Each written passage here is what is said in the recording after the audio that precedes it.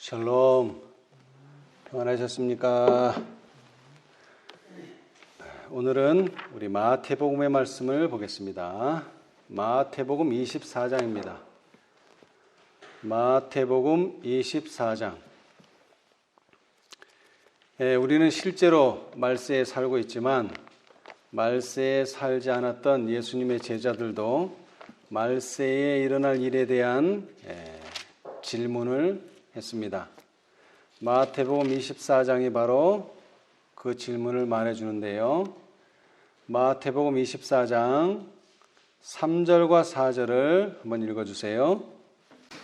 예수께서 감람산 위에 앉으셨을 때에 제자들이 종용이 와서 가로되 우리에게 이르소서 어느 때에 이런 일이 있겠사오며 또 주의 임하심과 세상 끝에는 무슨 징조가 있사오리이까. 예수께서 대답하여 가라사대 너희가 사람의 미혹을 받지 않도록 주의하라. 예, 감사합니다. 자, 여기 누가 질문하고 누구에게 대답했습니까? 제자들이 질문하고 제자들이 답을 들었죠. 자, 이것은 꼭 세상 끝만 그런 것이 아니라 예수님 당시도 마찬가지입니다. 뭐를 주의하라? 사람의 미혹을 받지 않도록 주의하라. 자, 예수님의 제자들에게 당부하신 이 말씀은 다시 사도 바울에 의해서도 강조되는데요. 자, 데살로니가 후서 2장 7절로부터 12절의 말씀입니다.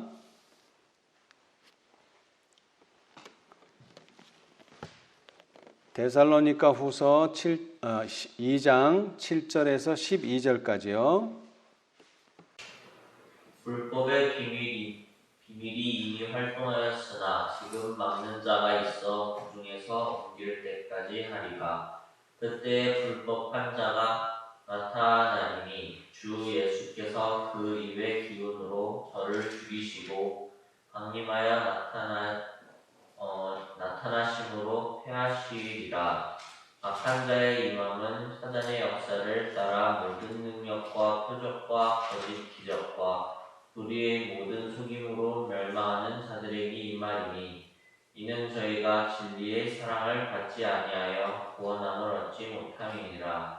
그러므로 하나님이 유혹을 저희 가운데 역사하게 하사 거짓 것을 믿게 하심은 진리를 믿지 않고 불의를 좋아하는 모든 자로 심판을 받게 하려 하심이니라. 예, 좀 더 구체적인 설명이 있어요. 예수님께서는 간단하게, 물론 뒤에 설명이 세부적으로 나오기는 하지만 예수님께서는 간단하게 사람의 미혹을 받지 않도록 주의하라. 미혹을 누가 가져옵니까? 천사가 가져오나요? 아니요, 사람이 가져옵니다. 사람. 그러면 우리는 항상 사람과 더불어 살기 때문에 하나님의 사람도 있지만 사단의 사람도 있어요. 이거 어떻게 분별합니까? 자, 불의의 모든 속임으로 멸망하는 자들에게 이 말이니 이는 저희가 진리의 사랑을 받지 아니하고 구원함을 얻지 못함이니라. 이러므로 하나님이 유혹을 저희 가운데 역사하게 하사 뭐를 믿게 한다고요? 거짓 것을 믿게 해가지고 진리를 믿지 않고 불의를 좋아하는 사람들이 이 거짓 것을 믿게 된다 이 말입니다. 그것을 조심하라 이 뜻이에요. 자, 다니엘서의 예언 가운데 이런 예언이 또 있습니다. 우리 다니엘서를 보겠어요. 다니엘 12장입니다. 12장의 끝장인데요. 마지막 장의 결론과 같은 말씀이에요. 다니엘의 결론과 같은 말씀. 12장 10절. 12장 10절. 한번 읽어보세요. 많은 사람이 연단을 받아 스스로 정결케 하며 희게 할 것이나 악한 사람은 악을 행하리니 악한 자는 아무도 깨닫지 못하되 오직 지혜 있는 자는 깨달으리라. 예, 여러분 다니엘서가 상당히 예언적인 책이기 때문에 또 봉함된 책이기 때문에 이것을 이해하기가 상당히 어렵습니다. 그런데 때가 되면 그리고 또 뭐를 가지고 있으면 지혜 있는 자는 어떻게 된다고요? 깨달으리라. 알게 된다. 이런 뜻입니다. 알게 된다. 마찬가지로 사람의 미혹이나 그 다음에 거짓 것을 믿지 않으려면 뭐가 있어야 된다고요? 지혜가 있어야 된다. 지혜가 있어야 된다 그랬어요. 지혜. 자, 그런데 이 지혜가 있기 전에 많은 사람이 뭐를 받아요? 연단을 받아. 스스로 정결케 하며 희귀할 것이나 반대로 악한 사람은요. 악을 행하리니 악한 자는 어떻게 된다고요? 아무도 깨닫지 못하되 오직 누구만? 지혜 있는 자만 깨닫는다. 다시 말하면 지혜 있는 자는 깨닫지만 지혜 없는 자는 깨닫지 못하는데 그 지혜 없는 자가 곧 악한 자다. 악한 자는 또 악을 행한다. 이렇게 거꾸로 설명할 수 있어요. 자, 그런데 시편에 보면은요. 시편에 보시면 시편 24편.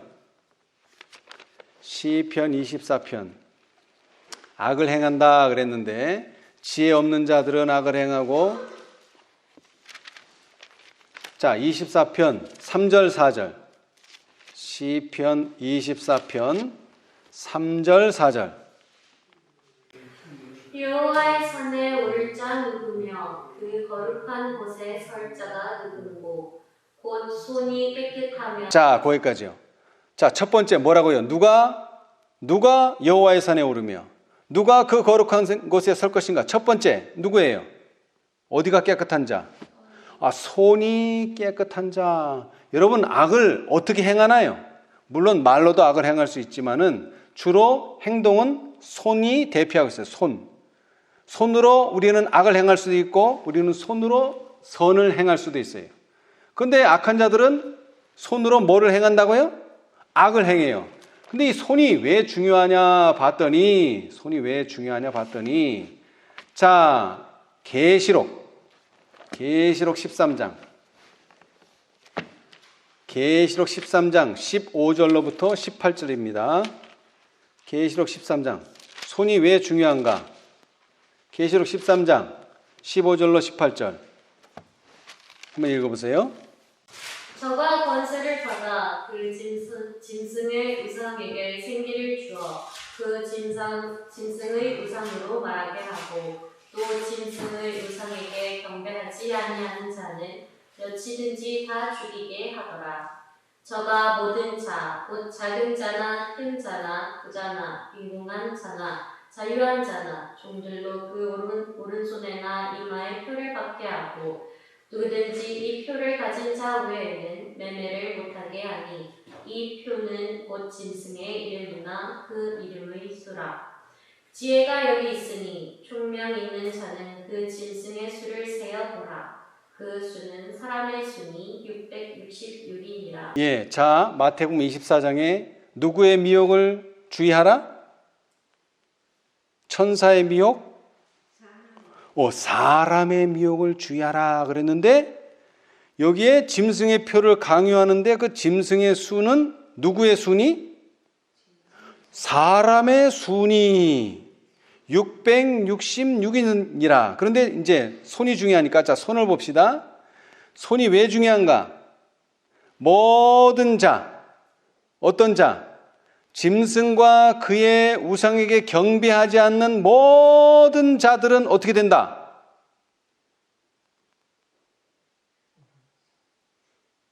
경배하지 않는 사람들은 죽임을 당한다. 그러면 죽임을 당하지 않으려면 뭐를 해야 된다? 표를 받아야 된다. 근데 그 표를 어디에 받는다? 그 오른손에나 이마에 표를 받게 한다는 것입니다. 어디에 받는다고요? 손에 받는다는 거예요. 손에. 뭐를 받는다고요? 짐승의 표를. 그러니까 손이 중요한 거예요. 그러니까 손이 뭐 해야 돼요? 깨끗해야 된다는 말은 악을 행하지 말아야 되고 짐승의 표를 받지 말아야 한다. 근데 하나님의 이는 어디에 쳐지나요? 이마에만 쳐지지 손에는 쳐지지 않습니다. 그런데 짐승의 표는요, 그 오른손에나 이마에 표를 받게 된다. 여러분, 왜 짐승의 표는 손과 이마인데 왜 하나님의 이는 이마에만 쳐질까요? 이마라는 말은 우리의 생각, 우리의 사상, 또 우리의 지식은 뭐가 짐승의 표고 뭐가 하나님의 인이고 이것을 인지를 합니다. 모르는 게 아니에요. 알아요. 그런데 오른손, 손으로는 뭐를 행해요? 악을 행해요. 지식은 있는데 그 지식대로 살지 못하고 악을 행하기 때문에 손해받는다. 성경은 그렇게 표현하고 있어요. 이게 중요하기 때문에 또 얘기합니다. 계시록 14장 9절로 10절. 계시록 14장 9절로 10절. 우리가 잘 아는 말씀. 한번 읽어보세요. 또 다른 천사 곧 셋째가 그 뒤를 따라 큰 음성으로 가로되 만일 누구든지 짐승과 그의 우상에게 경배하고 이마에나 손에 표를 받으면 그도 하나님의 진노의 포도주를 마시리니 그 진노의 잔에 섞인 것이 없이 좋은 포도주라. 거룩한 천사들 앞과 어린 양 앞에서 불과 유황으로 고난을 받으리니. 예. 자, 셋째 천사의 기별의 요지가 뭐예요? 누구든지 짐승과 그의 우상에게 경배하고 이마에나 손에 표를 받으면 진노의 포도주를 마시고 뭐라고요? 불과 유황으로 고난을 받는다. 이것이 셋째 천사의 기별입니다. 자, 중요하니까 또 반복됩니다. 계시록 20장 4절. 계시록 20장 4절. 또 내가 보좌들을 보니 거기 앉은 자들이 있어 심판하는 권세를 받았더라. 또 내가 보니 예수의 증거와 하나님의 말씀을 인하여 목배임을 받은 자의 영혼들과 또 짐승과 그의 우상에게 경배하지도 아니하고 이마와 손에 그의 표를 받지도 아니한 자들이 살아서 그리스도로 더불어 천년 동안 왕 노릇하니. 예, 여기도 나오죠. 짐승의 표는 어디에 받는다? 이마와 손에 그 표를 받는다. 예, 근데 중요한 것은 손입니다. 손. 우리는 지혜 있는 자가 돼서 손이 깨끗한 자, 악을 행치 않는 자가 돼야 돼요. 그래서 지혜가 필요합니다. 예. 자, 그런데 이 지혜가요, 하나님의 지혜도 있지만 세상 지혜도 있어요. 자, 우리 고린도전서를 보겠습니다. 고린도전서 3장 19절. 고린도전서 3장 19절. 제사장들은 하나님의 지혜로 계획을 세운 게 아니라 인간의 지혜를 가지고 계획을 세웠어요. 그래서 결국 예수님을 죽이는 일을 도모할 수밖에 없어요. 그것이 세상의 지혜입니다. 자, 고린도전서 3장 19절 읽어보세요. 이 세상 지혜는 하나님께 미련한 것이니 기록된 바 지혜 있는 자들로 하여금 자기 괴휼에 빠지게 하시느니라 하였고. 예, 저 기록된 바라는 건 성경에 기록되어 있다는 것입니다. 구약 성경에. 그 성경절은 욥기 5장 13절이에요. 근데 킹 제임스는 욥기 5장 13절을 이렇게 말합니다. 지혜로운 자들을 자기들의 간계에 빠지게 하시고. 자, 간계라는 건 간사한 계획이에요. 예. 원칙이나 어떤 진리에 입각한 그런 계획이 아니라 교묘하게 속이는 그러한 계획. 그런데 그 계획에 누가 빠져요? 어리석은 자가 빠져요? 아니요, 지혜로운 자가 빠져요. 근데 이 지혜로운 자는 하나님의 지혜, 하늘로부터 난 지혜, 위로부터 난 지혜를 가진 자는 안 빠지는데 어떤 지혜? 세상 지혜를 가진 자들은 빠져요. 세상 지혜. 예. 그래서 우리는 참 지혜가 중요한데 참 지혜는요, 이런 게 참 지혜입니다. 우리 전도서 보겠어요. 전도서 7장 12절입니다. 전도서. 솔로몬이 여러 경험을 하고서 여러 가지 인생 경험을 하면서 얻은 지혜가 여기 전도서 잠언에 기록되어 있죠. 자, 전도서 7장 12절입니다. 한번 읽어보세요. 지혜도 보호하는 것이 되고 돈도 보호하는 것이 되나 지식이 더욱 아름다우는 지혜는 지혜 얻은 자의 생명을 보존함이니라. 예. 자, 세상을 살아가다 보면 지혜가 많으면요, 우리가 보호를 받아요. 뿐만 아니라 돈도 보호를 해줘요. 예, 이건 맞는 말이죠. 근데 돈보다는 지혜가 더 중요해요. 왜? 돈은 뭐는 줄 수 없어요. 뭐는 보존 못해요. 돈은. 생명은 보존 못해요. 돈 아무리 들여도 병에 걸리거나 하면 죽어요. 사고 나면 죽어요. 그러나 뭐는요? 지혜는, 지혜를 얻는 자에게 뭐를 가져다 줍니까? 생명을 가져다 주고 생명을 보존해 줘요. 나는 부활이요 생명이니 무릇 살아서 나를 믿는 자는 영원히 죽지 않겠고 죽었던 자들은 다시 살아나리라. 이것이 예수님의 약속입니다. 뭐를 얻은 자들이? 지혜를 얻은 자들이 생명의 보존함을 얻습니다. 자, 그렇다면 그 지혜는 어디서 얻는가? 자, 우리 욥은 그것을 이렇게 말하고 있어요. 자, 욥기 28장을 보겠습니다. 욥기 28장 12절. 욥기 28장 12절. 그러나 지혜는 어디서 얻으며 명철의 곳은 어디인고? 또 질문합니다. 20절. 그런즉 지혜는 어디서 오며 명철의 곳은 어디인고? 그리고 끝절에 가서 28장 28절에 또 사람에게 이르시기를 주를 경외함이 곧 뭐요? 지혜요. 악을 떠남이 명철이라 하셨느니라. 여러분, 지혜는 어디서 얻을 수 있습니까? 주를 경외함으로 우리는 지혜를 얻을 수가 있습니다. 예. 자, 지혜에 관한 문제를 하나 드리겠는데, 자, 여러분, 소년이 지혜롭습니까? 노인이 지혜롭습니까? 누가 지혜로워요? 자, 우리 열왕기상 12장을 보겠습니다. 실제적인 사건입니다. 열왕기상 12장 1절로부터 5절 한번 읽어보세요.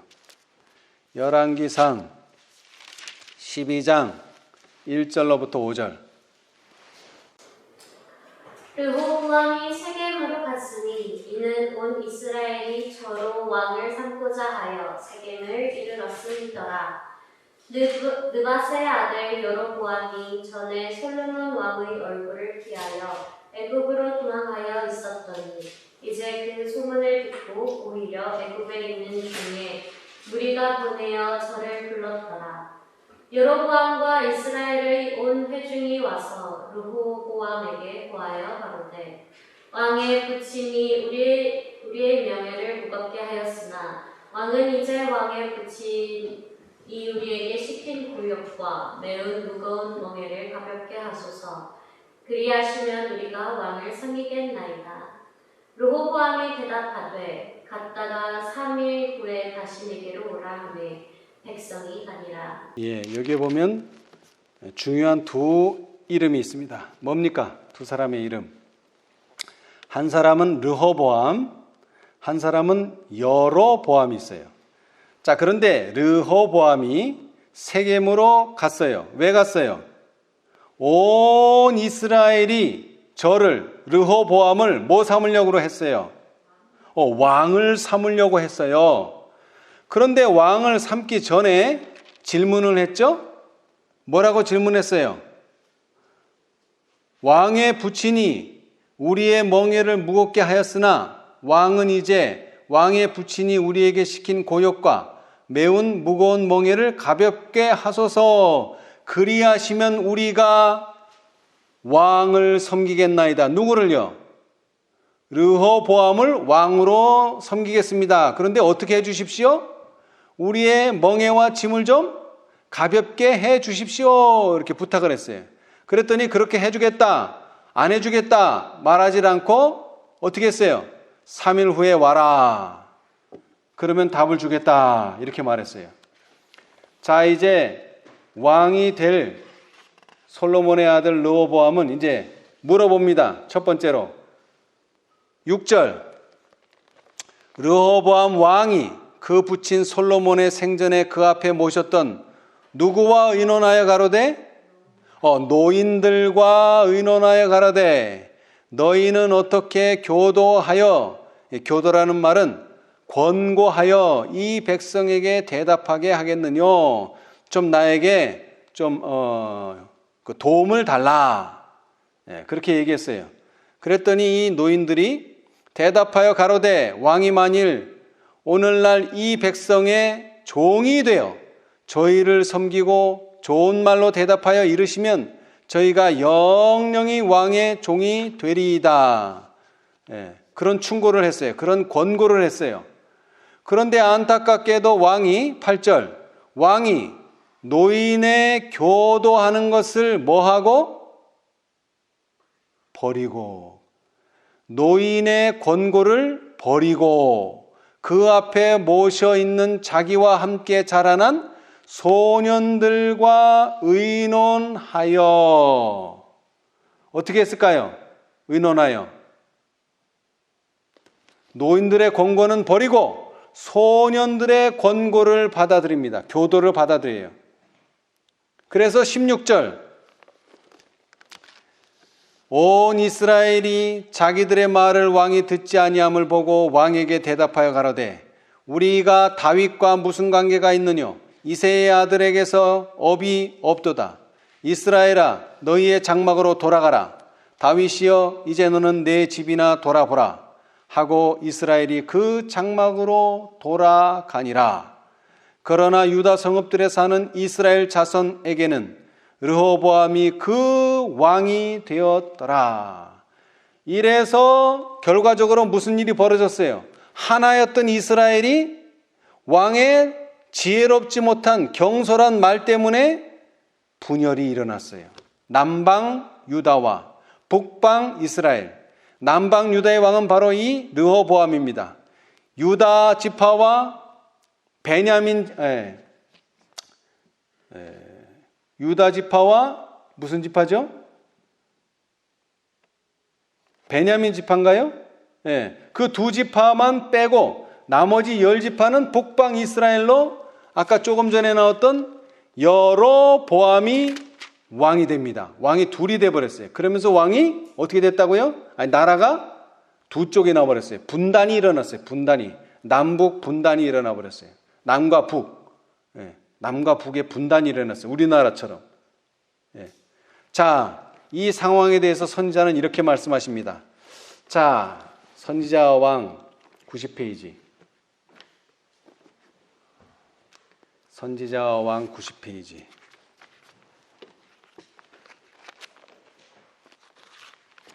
선지자와 왕 90페이지. 여러분, 지혜롭지 못한 왕 때문에 나라가 두 동강이 났어요. 90페이지. 제목은 제6장 나라의 분열입니다. 나라의 분열. 만일 르호보암과 그의 경험 없는 모사들이 거기 있네요. 중간쯤에 구속역사 384페이지 중간쯤. 만일 르호보암과 그의 경험 없는 모사들이 한번 읽어보세요. 만일 르호보암과 그의 경험 없는 목사들이 이스라엘에 대한 하나님의 뜻을 이해했더라면 임정부의 단호한 개혁을 바라는 백성들의 요구를 들어주었을 것이다. 그러나 세겜의 회집 중에 그들에게 이르러 온 후기에 그들은 원인으로부터 결과를 생각하기에 실패하므로 대다수의 백성에게 끼칠 수 있었던 그들의 가물을 영원히 압박시키고 말았다. 솔로몬의 통치 동안에 행해진 압박을 계속할 뿐 아니라 그보다 더하겠다고 말한 그들의 결정은 이스라엘에 대한 하나님의 계획에 백성들에게는 그들의 동기의 진실성을 의심할 충분한 근거를 주었다. 권력을 행사하려는 지각 없고 잔인한 시도에서 왕과 그 택함을 입은 무사들은 지위와 권위에 대한 자만심을 드러내었다. 예. 자, 그의 지혜롭지 못한 말, 경솔한 말 때문에 나라가 두 동강이 났는데요. 이것은 이스라엘에 대한 하나님의 계획에 직접적으로 저촉되었다. 하나님의 계획을 직접적으로 방해하는 일이 되었다는 것입니다. 자, 그 다음에 91페이지요. 르호보암의 경솔한 말로 인해 르호보암의 경솔한 말로 인해 야기된 불안은 회복할 수 없는 것임이 판명되었다. 그때부터 이스라엘 12지파는 분열되어 유다와 베냐민 지파는 하부 혹은 남방 유다 왕국을 이루어 르호보암의 지배 아래 있게 되었고 북방의 10지파는 이스라엘 왕국으로 알려진 독립 정부를 부강하여 유지하게 되었는데 여로보암을 그들의 통치자로 삼았다. 그리하여 그 나라의 분열에 대한 선지자의 예언이 성취되었다. 이 일은 여호와로 말미암아 난 것이라. 예, 감사합니다. 자, 여러분 우리는 지혜로운 자가 돼야 되나요? 미련한 자가 돼야 되나요? 우리는 지혜로운 자가 돼야 되죠. 그런데 감사한 것은 이 르호보암의 지혜롭지 못한 행동, 경솔한 말이 나라를 분열시키기는 했지만 이 일은 여호와로 말미암아 난 것이라. 이것은 이스라엘의 분열이 르호보암의 경솔한 말, 지혜롭지 못한 행동 때문이기는 했지만 이스라엘이 분열된 것은 하나님의 섭리라고요? 하나님의 섭리가 아니라고요? 하나님의 섭리라는 것입니다. 이것이 바로 위로부터 난 지혜라는 것이에요. 여러분, 개혁운동이 어떻게 됐어요? 두 개가 됐죠? 왜? 그들의 경솔한, 그들의 지혜롭지 못한 행동 때문에 그렇게 됐어요. 그러나 이 일은 뭐라고요? 여호와로 말미암아 난 것이라. 사람들이 그래요. 개혁운동을 한다면서 어떻게 연합을 못하고 분열이 일어났냐? 그거는 맞는 말이기도 하지만 하늘의 지혜로 볼 때 그것은 이 일은 여호와로 말미암아 난 것이라. 이스라엘이 분열된 것도 하나님의 섭리라는 거예요. 물론 이것은 하나님의 첫 번째 계획, 직접적인 계획에는 저촉되는 것이었지만 그렇게 분열됨으로써 서로 자신들의 잘못을 반성할 수 있는 기회가 다시 한번 주어졌다는 것입니다. 자, 다시 물어보겠습니다. 소년이 지혜롭습니까? 노인이 지혜롭습니까? 노인이 지혜롭죠. 자, 이번엔 다른 사건을 보겠어요. 자, 에스라 3장. 에스라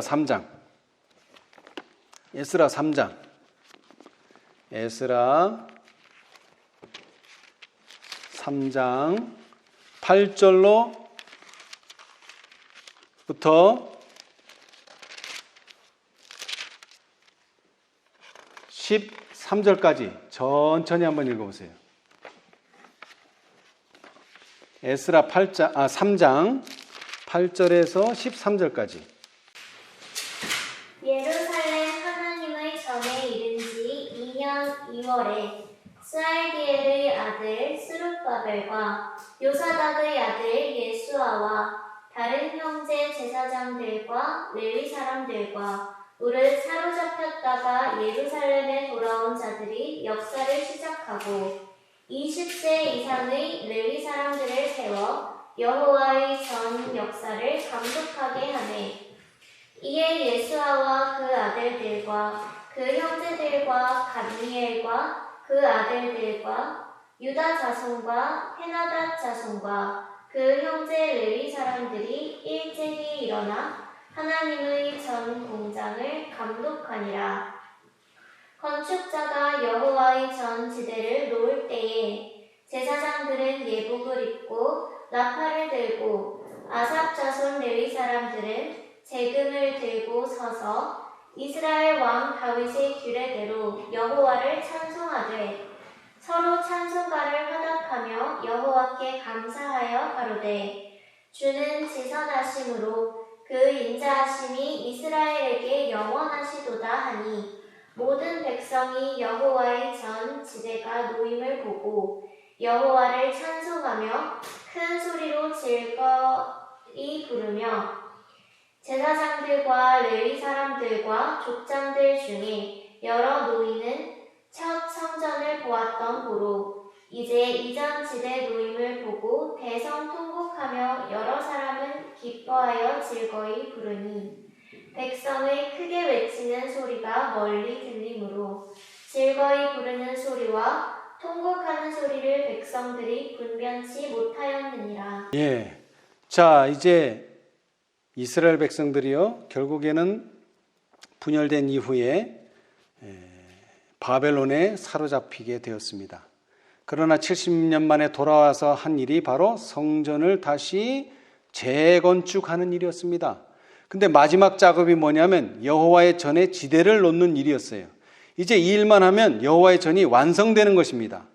그래서 제사장들과 레위 지파 사람들, 모든 사람들이 뭐 했어요? 감사의 찬송을 들으면서 아주 큰 소리로 즐거이 부르면서 그 일을 시작하려고 하는데, 이 즐거움에 반대되는 한 목소리가 있었는데 누구의 목소리입니까? 노인들. 그런데 어떤 노인들? 제사장들과 레위 사람들과 족장들 중에 여러 노인은 첫 성전을 보았던 고로 이제 이 전지대를 노임을 보고 대성통곡했어요. 왜 대성통곡했어요? 전에는 규모가 컸는데 지금 보는 규모는 어때요? 지대를 보니까, 토 닦는 거 보니까 영 적어졌다는 거예요. 그러니까는 슬프다는 거죠. 네. 여러분, 인간적으로 이건 슬픈 일입니다. 기뻐할 일은 아니죠. 그런데 왜 제사장들과 여러 사람들은 이 일을 기뻐했습니까? 무너졌던 성전을 다시 회복할 수 있게 되었기 때문에 기뻐한 거예요. 자, 이것에 대해서 선지자의 말씀은 상당히 중요합니다. 자, 선지자왕 564페이지.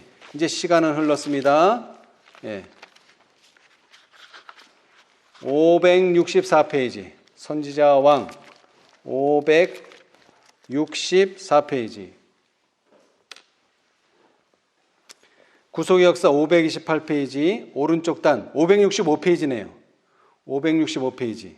성전의 초석을 놓을 때에 기뻐하지 아니한 자들은, 성전의 초석을 놓을 때 기뻐하지 아니한 자들이 그날에 자기들의 믿음의 부족의 결과를 미리 볼 수 있었다면 그들은 놀랐을 것이다.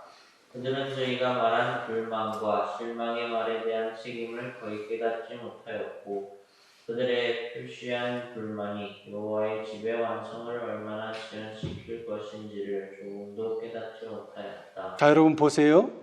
지금 그 훼손된 성전을 다시 완성시킨다는 거 얼마나 중요한 일입니까? 하나님의 편에서. 그래서 그 일에 박차를 가야 되는데 기뻐하고 즐거워하는 것이 아니라 뭐를 표시했다고요? 믿음의 부족을 표시하고 불만을 표시하고 실망의 말을 표시했어요. 자, 여러분, 이 불만이 불만하는 것은 잘못됐지만 전의 전이 오늘날의 전보다 크고 좋았던 것은 사실입니까? 아닙니까? 사실입니다. 저는 가끔 이런 생각을 해요. 예, 제가 공주에 있을 때 경험한 일인데요. 어떤 분이 그래요. 자기는 사실만 말한대요. 진실만 말한대요. 그러면서 한 형제의 잘못을 지적해요. 근데 들어보면 사실이에요. 진실이고. 그런데 그 말이 지금 이 자리에서 합당한가? 이것을 생각해야 돼요. 예. 저는 그런 말 너무나 많이 들었어요. 이 신앙생활 하면서. 자기는 진실만 말하고 아주 그냥 사실만 말한대요. 근데 들어보면 다 진실이고 사실이에요. 그런데 잠언은 뭐라고 말해요? 경우에 뭐한 말? 합당한 말은 은쟁반의 금사가예요. 그 말이 틀렸다는 게 아니라 지금 그 말을 해야 될 때냐 이거예요. 많은 사람들이 그래요. 자기는 정직하다고. 자기는 바른 소리 한다고. 근데 그 바른 소리가 지금 필요한 때냐 이거. 그 상황이 맞느냐 이게 중요해요. 지금 노인들은 진실을 말하는 거예요. 전에 솔로몬 성전은 크고 웅장했는데 지금 이 바벨론 성전은 너무나 축소하고 약하다. 그러나 실제적으로는 여호와의 집을 완성하는데 힘을 보태지는 못할 망정 회방하고 용기를 꺾는 일을 하고 있다는 거예요. 자, 그 다음 문장 읽어보겠어요. 제가 첫 성전의 장엄함과 그 예배의 당당한 의식들은 포로가 되기 이전에 이스라엘 백성의 자랑거리였으나 그들의 예배는 때때로 하나님께서 가장 중요하게 여기시는 그러한 요소들이 결여되어 있었다. 첫 성전의 영광과 휘황찬란한 예배가 그들을 하나님께 간합되도록 할 수 없었으니 이는 성전의 영광보다 하나님이 보시기에 더 귀중한 것을 드리지 아니한 까닭이었다. 그때에 그들은 겸손하고 참회하는 정신의 제물을 하나님께 가져오지 아니하였다. 뭘 안 가져왔다고요? 정신을 안 가져왔다는 거예요. 정신을 놓고 왔다는 거예요. 정신을. 여러분 서울에 가잖아요. 서울 대도시입니다. 우리나라에서 가장 큰 대도시. 그 대도시에서 가장 큰 건물이 주로 뭔 줄 아세요? 뭔지 아세요? 교회입니다. 교회. 다 그 웅장한 건물들 위에는 십자가가 걸려 있어요. 그런데 그 웅장한 건물이 중요한 것이 아니고 그 건물의 찬란한 예배가 중요한 것이 아니고 그 곳에 있는 사람들의 뭐요? 정신. 이게 중요하다는 거예요. 어떤 정신이요? 겸손하고 참회하는 정신의 제물을 하나님께 가져오지 아니하였다. 자, 그 다음 문장 한번 읽어보세요. 그 다음 문단. 하나님의 나라에 절대로 필요한 원칙들에 유의하지 아니할 때에 의식들은 많아지고 사치에 흐르게 된다. 품성 건설을 게을리할 때, 영혼의 강장이 결여될 때, 단순한 경건이 멸시를 받을 때에 교만과 허식에 대한 사랑이 장엄한 교회의 건물과 찬란한 장식과 당당한 의식들을 요구하게 된다. 그러나 하나님께서는 이 모든 것으로 영광을 받으시지 아니하신다. 하나님께서 당신의 교회를 귀중히 여기시는 이유는 그 외적 우세함 때문이 아니요 교회를 세상에서 구별시키는 성실한 경건 때문이다. 하나님께서는 교인들이 그리스도를 아는 지식 안에서 자라나는 것과 그들의 영적 경험의 진척 이하에 따라 평가하신다. 하나님께서는 사랑과 선의 원칙을 찾으신다. 모든 예술품의 아름다움을 동원한다 할지라도 그리스도의 대표자들에게서 나타나는 성품의 아름다움과는 비교할 수 없다. 회중은 그 땅에서 가장 가난할지 모른다. 외모에는 아무런 매력도 없을지 모르나 교인들이 그리스도의 품성의 원칙을 소유한다면 천사들이 그들의 예배에 그들과 연합할 것이다. 감사하는 마음에서 우러나는 찬양과 감사는 향연처럼 하나님께 올라갈 것이다. 예, 여러분 건물이 중요한 게 아닙니다. 그리고 건물에 장식된 그러한 고가의 물건들이 중요한 게 아닙니다. 허름하고 조촐하고 작은 건물일지 모르지만 그 교인들의 마음이 그리스도의 품성의 원칙을 소유한다면 천사들이 그들의 예배에 그들과 연합할 것이다. 감사하는 마음에서 우러나는 찬양과 감사는 향연처럼 하나님께 올라갈 것이다. 이 말씀을 꼭 기억하시기 바랍니다. 자, 중요한 것은 자, 르호보암 시대에는 노인들이 어땠습니까? 지혜로웠어요. 그런데 스룹바벨 성전을 건축할 때 노인들은 어땠습니까? 지혜롭지 못했어요. 예. 노인이라고 항상 지혜로운 것이 아닙니다. 자, 우리 이제 마지막으로 초기 문집을 읽어보겠습니다. 자, 초기 문집 165페이지. 초기 문집 165페이지.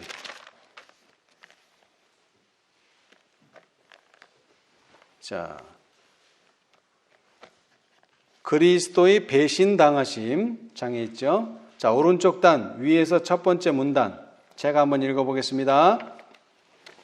제사장들과 유대인의 관원들은 예수를 미워했으나 군중들은 그분의 지혜로운 말씀을 듣고 그분의 놀라운 이적들을 보기 위하여 모여들었다. 백성들은 깊은 관심을 가지고 이 위대하신 교사의 교훈들을 듣기 위하여 갈급한 심령으로 그분을 따랐다. 관원들 중에도 많은 사람들이 그분을 믿었으나 회당에서 쫓겨날 것을 두려워하여 감히 그들의 믿음을 고백하지 못했다. 여러분, 관원들 중에 많은 사람들이 예수를 불신했다고요? 아니요, 그분을 믿었어요. 그런데 뭐가 문제예요? 회당에서 쫓겨나지 않는 것이 지혜로운 방법이라고 생각하고 이것을 선택했어요. 이것은 인간의 지혜입니다. 하늘로부터 난 지혜는 뭡니까? 나를 인하여 너희를 욕하고 핍박하고 거짓으로 너희를 거스려 모든 악한 말을 할 때에는 너희에게 복이 있나니 기뻐하고 즐거워하라. 하늘에서 너희의 상이 큼이라. 너희 전에 있던 선지자들을 이같이 핍박하였느니라. 마태복음 5장 11절 12절 말씀. 이것이 위로부터 난 지혜입니다. 자, 많은 관원들은 두려움을 가지고 있어요. 회당에서 쫓겨날 두려움. 우리는 무엇을 두려워해야 합니까? 자, 요한복음 16장 1절로 3절 한번 읽어보겠습니다. 요한복음 16장 1절로 3절 한번 읽어보세요. 내가 이것을 너희에게 이르면 너희로 실족지 않게 하려 하니 사람들이 너희를 추대할 뿐 아니라 내가 이르면 너희를 죽이는 자가 생각하기를 이것이 하나님을 섬기는 예라 하리라. 저희가 이런 일을 할 것은 아버지와 나를 알지 못함이라. 예. 자, 여러분, 회당에서 쫓겨나는 것이 추례입니다. 그런데 이거는 문제도 아니에요. 더 심해지면 어떻게 된다고요? 너희를 뭐 하리라? 죽이는 자가 있을 것이다. 사람들이 너희를 추례할 것이고 심지어는 너희를 죽이려 할 때가 올 것입니다. 너희를 추례하고 너희를 죽이는 사람을 두려워해야 합니까? 우리는 누구를 두려워해야 합니까? 몸은 죽여도 영혼은 능히 죽이지 못하는 자들을 두려워하지 말고 오직 몸과 영혼을 능히 지옥에 멸하시는 자를 두려워하라. 마태복음 10장 28절 말씀. 그가 큰 음성으로 가로되 누구를 두려워하며? 하나님을 두려워하며 그에게 하나님에게 영광을 돌리라. 이것이 계시록 14장 첫째 천사의 기별입니다. 우리는 하나님을 두려워해야 합니다. 사람을 두려워하지 말고. 자, 계속 읽겠습니다. 초기 문집. 제사장들과 장로들은 예수로부터 백성들의 주의를 돌이키기 위하여 무엇인가 해야겠다고 작정하였다. 그들은 모두 백성이 다 그를 믿을까 봐 염려하였다. 그들은 자기들의 안전책을 마련할 수 없었다. 그들은 자신들의 지위를 잃어버리든지 아니면 예수를 죽이든지 하여야만 했다. 이제 제사장들과 장로들은요, 자신의 지위를 잃어버리는 것보다는 예수를 죽이는 것이 지혜로운 방법이라고 생각하고 이것을 선택했어요. 이것은 인간의 지혜입니다. 하늘로부터, 위로부터 난 지혜는 아무든지 나를 따라오려거든 자기를 부인하고 자기 십자가를 지고 나를 쫓을 것이니라. 마태복음 16장 24절. 이것이 하늘의 지혜예요. 그런데 그들은 자신들의 지위가 잃어버릴 것을 두려워해서 반대로 예수를 죽이기로 선택했습니다. 자, 계속 더 읽어보겠습니다. 그리고 그들이 그분을 죽인 후에도 그의 능력에 산 증거를 지닌 자들이 남아있을 것이다. 예수께서 죽은 나사로를 살리셨으므로 그들이 예수를 죽인다 해도 나사로가 그의 놀라운 능력을 증거할까 봐 염려하였다. 백성들이 죽었다가 다시 살아난 그를 보기 위하여 모여들었으므로 군중들의 소동을 가라앉히기 위하여 지도자들은 나사로 역시 죽이기로 작정하였다. 그렇게 되면 그들은 백성들을 인간의 유전과 교리로 끌어들여 박하와 회양과 근처의 11조에 관심을 갖게 함으로써 그들에게 자기들의 영향력을 행사할 수 있게 될 것이다. 그들은 예수님이 혼자 있을 때 잡기로 합의했는데 이는 그가 군중들과 같이 있을 때 잡으면 그를 따르는 군중들이 던지는 돌에 자신들이 맞아 죽을까 염려했기 때문이다. 군중들이 던지는 돌에 자신들이 맞아 죽을까 염려하는 것은 인간의 지혜입니다. 하늘의 지혜는 이렇습니다.